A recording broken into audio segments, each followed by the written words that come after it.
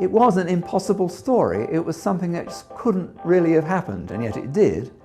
That a really quite shy and not at all worldly wise young gay man got himself into a position where he was in charge of the methods and the ideas and the critical developments for mastering the Nazi German communication system. I mean, you couldn't make it up. I mean, that's a story that no one would believe. For years, the story of Alan Turing was not known. Now his life has been turned into a major Hollywood film, The Imitation Game, starring Benedict Cumberbatch. But 60 years after his tragic death, who was the real Alan Turing? Bletchley Park in Buckinghamshire might appear a normal country estate, but it was here that the groundbreaking intelligence work was done by British codebreakers during the Second World War. We're sat in Hut 8 at Bletchley Park, and we're actually sat in the office that was used by Alan Turing when he was the head of Hut 8 for the first 3 years of the war. Alan Turing was recruited along with another 55 or so what they term professorial types. As soon as the war started and he was there full time, he was joined by other mathematician, Gordon Welchman, and the two of them together devised a marvellous machine called the bomb. They rolled one out in 1940 here, and very quickly it became clear this was a game-changing machine. It allowed them to speed up the process of finding the daily settings of the Enigma machine each day. And they produced about 250 of those during the war, which were rolled out all over the place. That was the British Empire at its best, basically. It really did that extraordinarily quickly.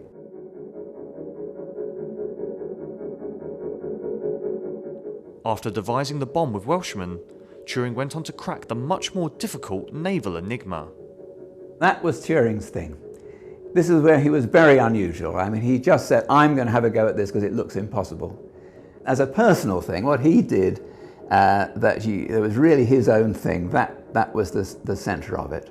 And it's very arguable that if he hadn't made that really quite quirky decision to have a go when everyone else would have said, oh, well, that really looks, it's just this extra level, it's going to be just too much to deal with, then they wouldn't have got into it in time.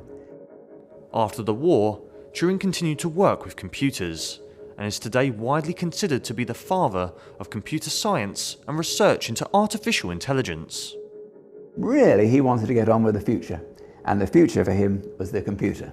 He called it building a brain, and he knew that the electronics which he'd seen working, very few people then knew about anything about electronics, let alone the digital electronics that were being used in code breaking. He wanted to put that technology into making his universal machine. He goes on and is involved with the birth of computer science in the UK. Just another indication of how broad and capable he was as an intellect.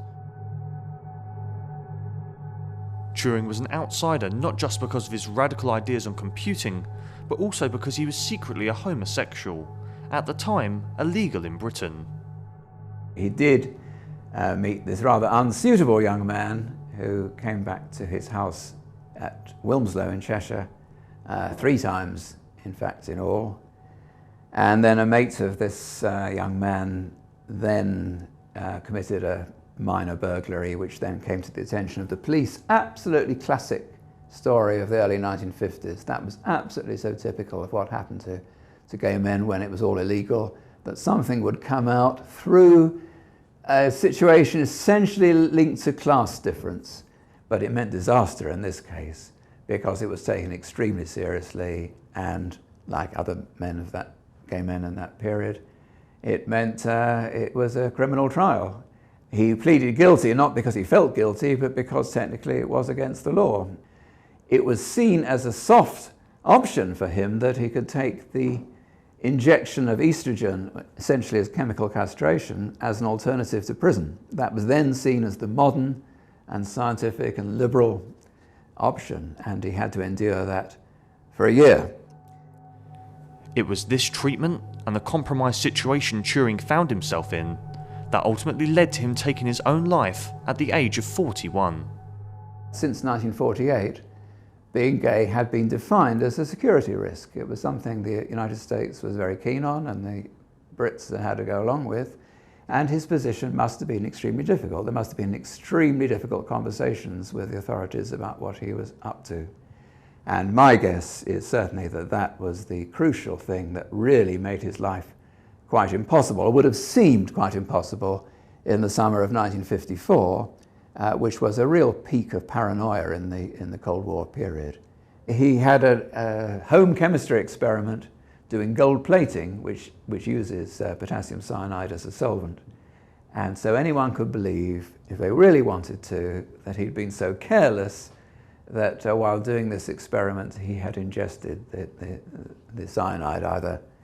It's not very credible, but I think he understood that the most ghastly thing about suicide is the terrible effect it has on other people.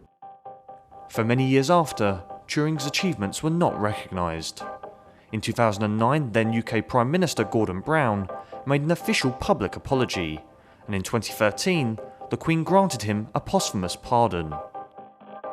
With the film of his life about to be released in cinemas, Alan Turing's achievements have now been fully recognised, and his legacy is set to live on. Of course, wars aren't won by code-breakers and people in the background producing intelligence. They're won by soldiers, sailors and airmen putting their lives at risk and charging over beaches, whatever it happens to be. But what Bletchley Park did was give those folks doing that job the best possible advantage. Alan Turing is definitely someone who's many, many years ahead of his time. That was his problem. In fact, it's always a problem being ahead of your time because no one can see what you're doing because they can't understand it.